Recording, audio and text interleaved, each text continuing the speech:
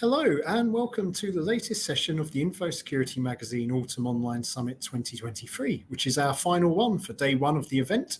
My name is James Coker, Deputy Editor at Security magazine, and I'll be your moderator for this session. And it's going to be an interesting one, I think. For the next 30 minutes, we're going to be discussing Mythbusters, Dispelling Cybersecurity's biggest misconceptions. And before I introduce you to our expert speaker for this session, I'm just going to run through a few bits of housekeeping. You can submit any questions and suggestions you have around cybersecurity myths that you'd potentially like us to discuss using the submit a question button, and we'll do our best to discuss it before the end of the webinar.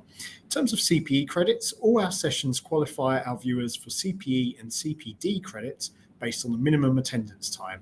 Please view the document in the Resources tab on your screen for all information about CPE credits. And finally, do head to our sponsor section, which can also be found in our Resources tab to take a look at those who are supporting this event.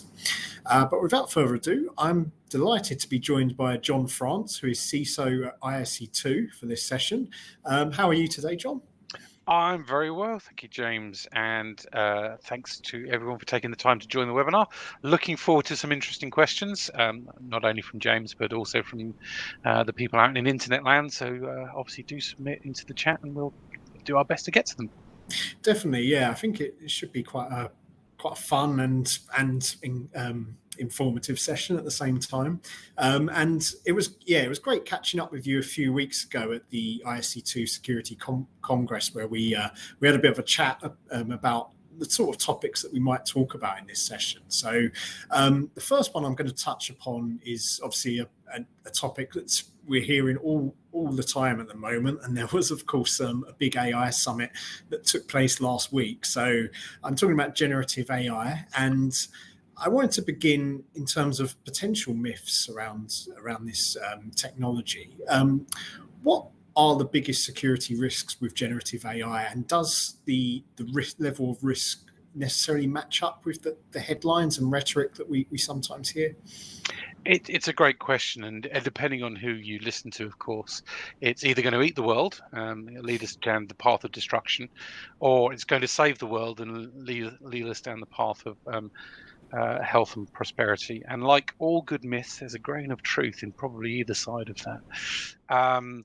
But the biggest sort of things that we're seeing through conversation, through some personal experiences on generative AI, and probably the one that's on many lips in terms of on the threat side, is its ability to generate deep fakes, for instance. So deep fakes and tightening up the prose used in phishing, spear phishing and whaling campaigns, especially where English isn't first language and target audience might be.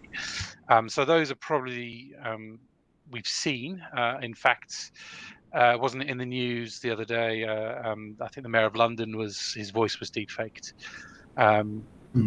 in relation to some of the protests that were happening over the Remembrance Weekend. So yes, that's kind of a generative AI technology being trained in voice, doing deepfakes.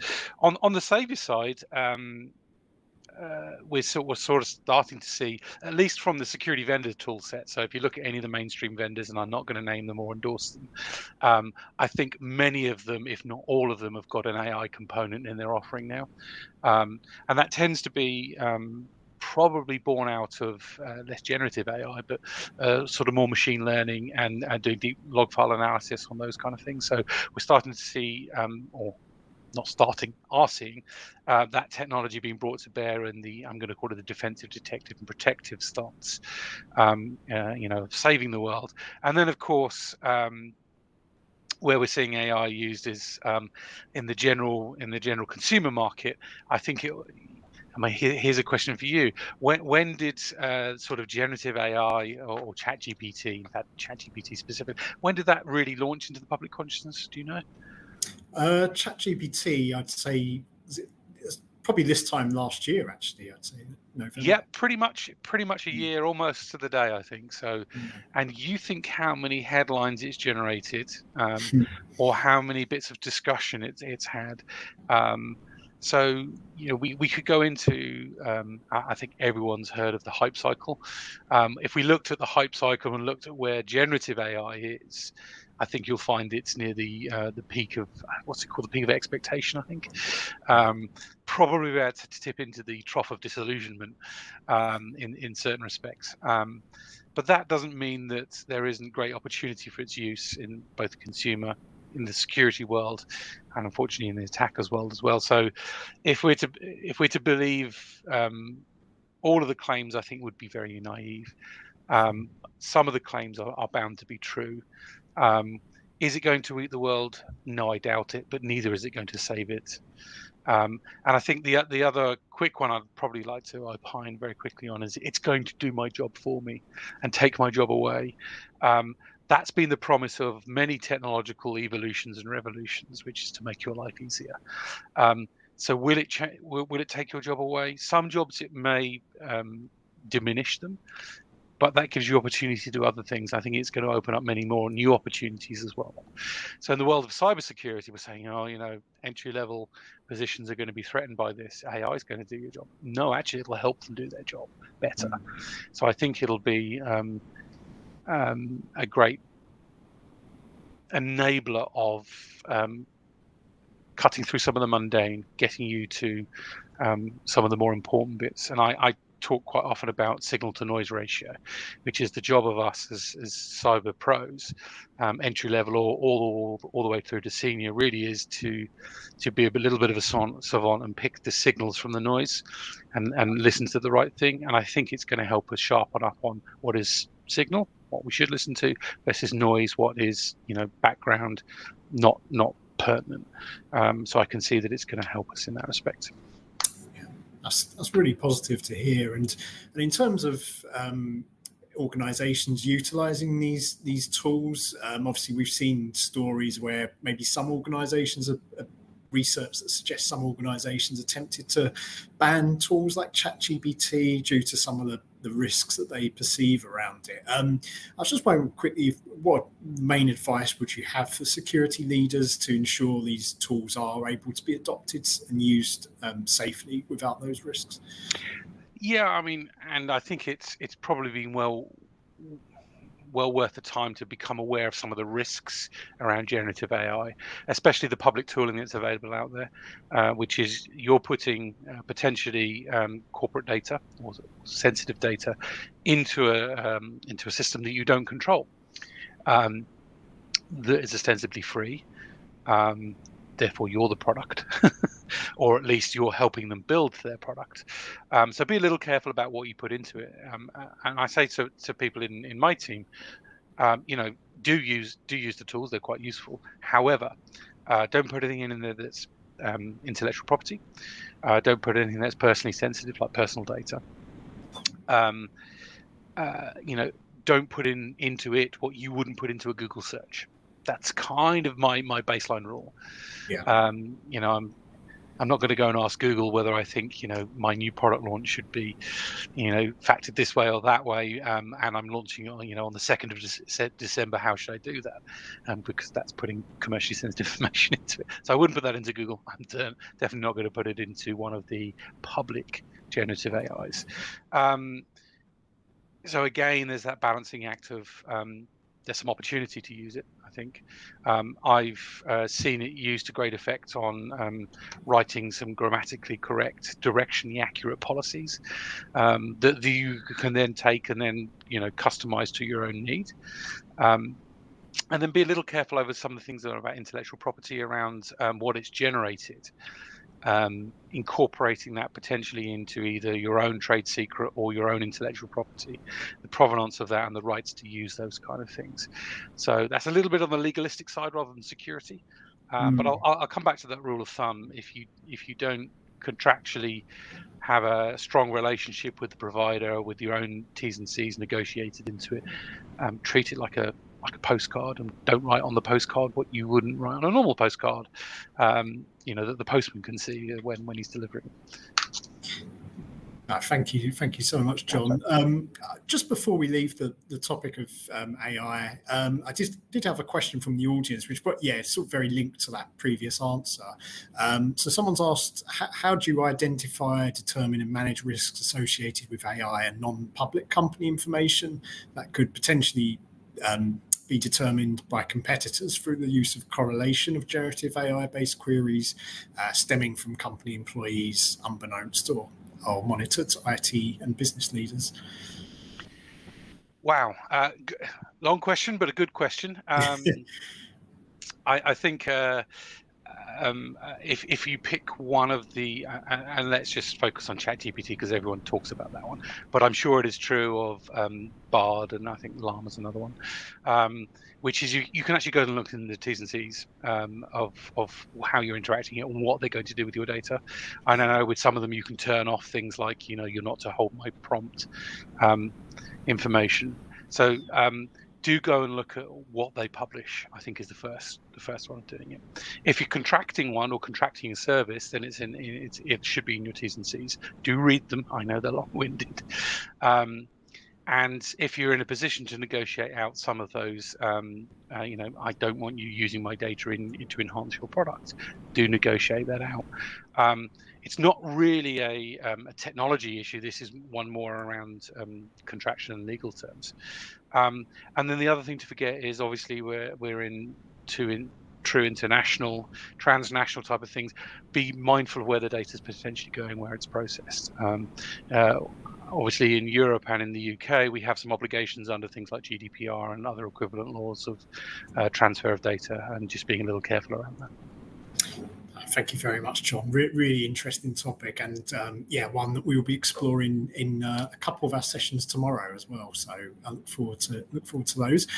So I want to move on to our second Mythbusters topic, which this time I'm going to go into an area that's obviously very relevant to the work of ISC2, and that is cybersecurity jobs and the types of people and qualifications needed to enter the sector. So firstly, John, as a first myth, perhaps, do you need a computer science degree or college qualification to be able to work in cybersecurity?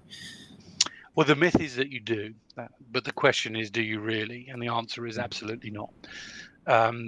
So, let's bust the myth. There's a couple of myths in here. One, that you need to have a university degree to come into this organization. Sorry, not organization, this profession. And B, that it has to be in a technical, computer science or other engineering background. Both of those are not true. Now, I would say probably in the past they were true by convention rather than by necessity. But we're finding, backed up in things like our workforce study, quick plug, which is available now. The 2023 one was launched a couple of weeks back. Also in some of our other research with recruiters, which is don't recruit for specific empirical knowledge, of which degrees and other things tend to be. Recruit for attitude and aptitude, which is the propensity to be able to learn basic concepts, to be creative, to have logical thought. Those are the kind of traits that you really want to recruit for. I mean, it comes with a caveat that if you're recruiting in a non-technical field or out of a non-technical field or a non-technical person, there's a commitment to train them. And we all need that, to be honest. This wonderful career pathway of ours down the cybersecurity has many branches and moves and takes all types of people. So, it is a lifelong learning kind of journey. So people that love to learn and are curious, I think that's probably the one trait I pick up on much. If they're going to ask questions and really turn something over in their head and figure out how it works, or maybe it doesn't work, is the kind of trait I go after. So no, you don't need a university degree. Yes, you do need some aptitude and some attitude. Recruit for that. The commitment from the employer is give opportunity and give training. Training doesn't have to be formal either. It could be a mixture of experiential training, which is opportunity, as well as the more formal types as well. I think one of the things, the tropes I drive out is don't try and always recruit a unicorn, because they're rare beasts and you might not find one.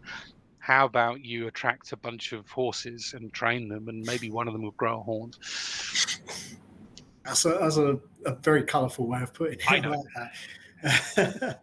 Thank you very much, John. And a link to this topic, another myth I'll kind of throw out there is older people aren't able to adapt to a career in like a technical field like cybersecurity, particularly if they've spent their career working in a non-technical field. Absolute myth. Again, and I try and break this whenever I see it, which is entry level does not mean young.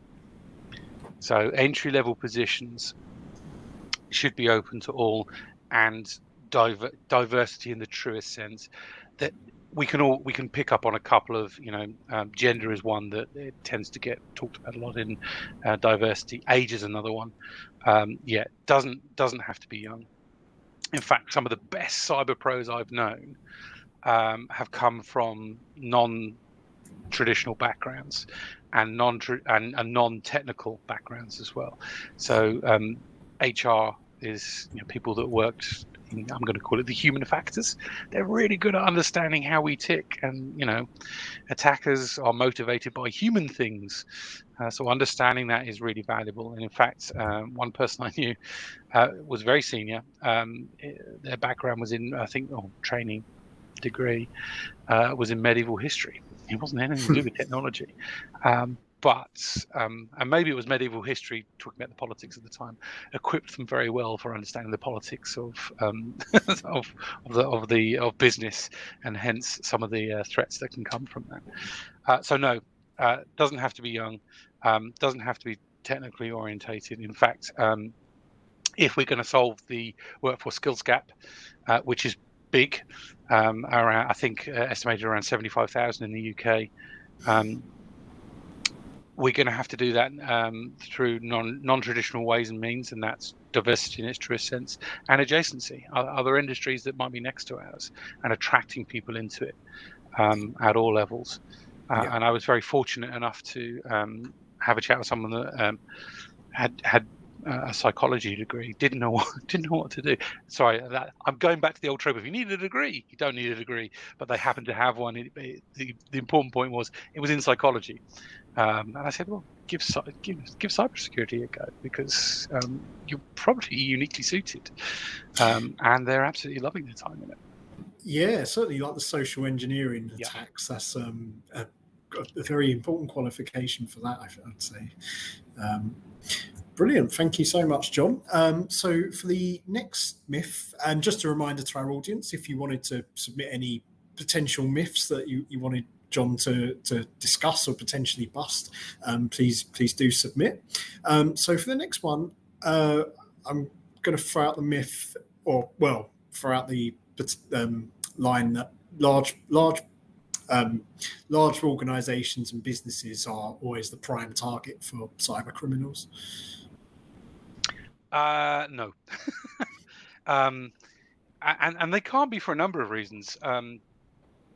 One, a lot of attackers are opportunistic in nature, so they're going to look for opportunity, not generally for the who that they're going after. That it's not always the case, but generally they're looking for opportunity, and opportunities unfortunately abound in the small to mid-sized enterprise rather than the really big enterprises. I'm not saying they don't exist there. I'm just saying the number of them exist in smaller. This is also backed up by things like supply chain attacks, which is, if I do have a big target in mind, typically their defenses are probably better than one of their suppliers that might be smaller. So I'll go through the supply chain. And that's been talked about a lot in the last few years.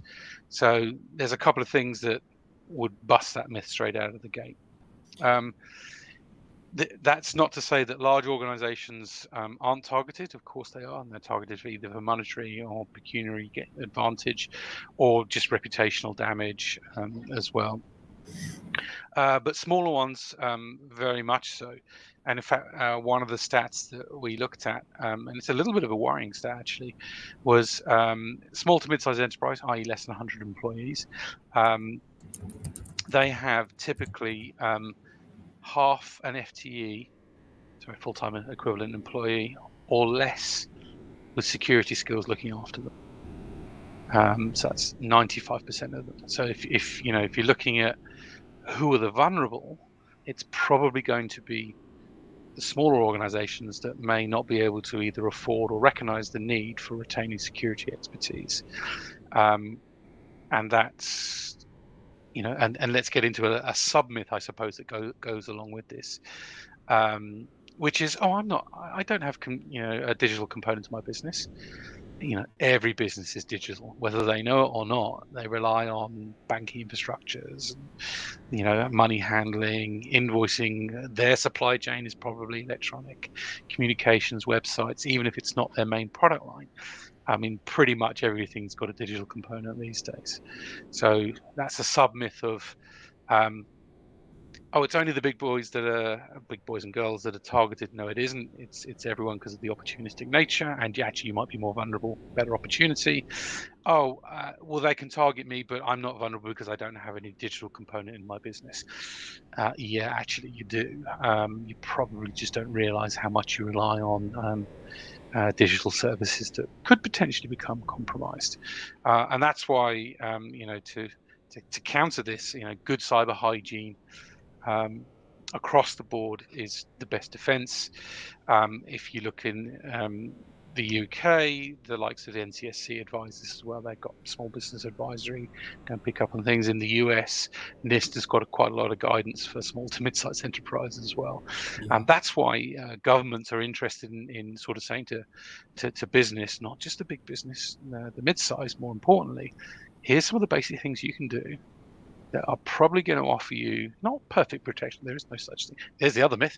There is no such thing as perfect protection. But a good chance and getting rid of what we know is called gross risk out of gross cyber risk out of the organization.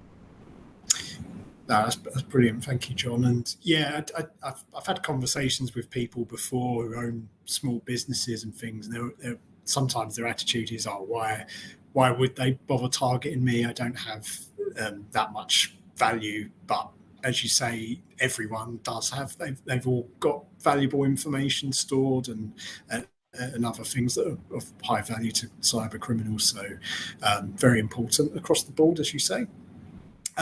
So another topic which is linked to part of your previous answer, which is the purchasing of kind of expensive security tooling and purchasing more and expensive security tooling must mean better security, surely. And I think I'll use a bad analogy, and cars are always good for bad analogies, which is if the car is the thing you're going to work on and going to repair and going to maintain, does buying the most expensive tooling going, like I'm just going to name a brand, Snap-on, because I know it's an expensive tool set, does buying all of that, buying a garage to put the car in, make you a better mechanic?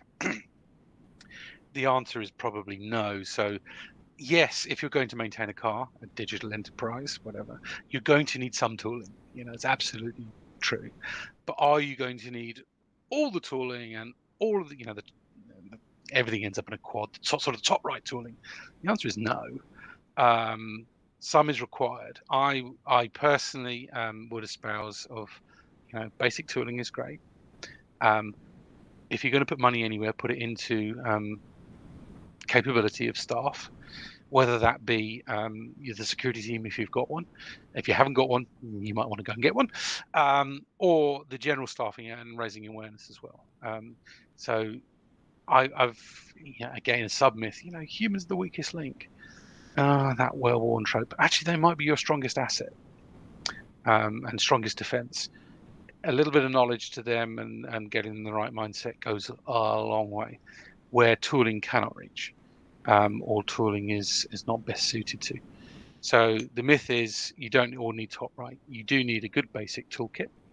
So, if you run services, things like firewalls, antivirus, or endpoint protection. Cool, antivirus is probably a bit of an outdated term these days. Endpoint protection type stuff. Yes, get some of that. Get a good patching regime going and some patch tooling. That's probably a really good basic kit, depending on your businesses, depending on what you need to protect. And here's the other thing. The vendor market will say, we'll solve your security problem. Well, security is there for a reason, to protect and assets to a business change from business to business. So if we get into risk management, this is understand what's important to you and then put money to protect that. Not all things are created equal, and you may want to double down in some areas and go slightly lighter in other areas. Again, a good cybersecurity professional would have that conversation. That's the level of business conversation we want to have, which is, what's important to the business? Why is it important to the business? Okay, how do I best protect that? And actually, you might be able to take a little bit more risk here, because it may, the impact might be lower, and a little less risk where you think you might be able to take risk, because that might really expose you. And then cut your cost by your tools, whatever analogy you want to use. The tools to service. Again, if I use the bad car analogy, don't go and buy spanners that fit a BMW if you've got a Citroen. So yeah, it's about right sizing. Yeah, that's right. It's we had a session earlier about cyber risk management and governance, and that was definitely a key message of that, is understanding the business and working it as a business risk as well as just a cybersecurity risk. Yeah. We only have a few minutes left of the session, so I might just go to a couple of quick fire myths as well, or potential myths. You'll always know when you've been hacked. No. We see that in lots of data around persistence of attacker within the network going undetected for months or even years at a time. Yeah. So the answer is no. You won't always know that you've been, I'll use your terminology, hacked, compromised, maybe the one I would use. Yes, you may know if their primary motivation is to damage you or to ransom you. Absolutely. Because that's how they gain leverage, especially in the ransomware. They want you to know that they've got control.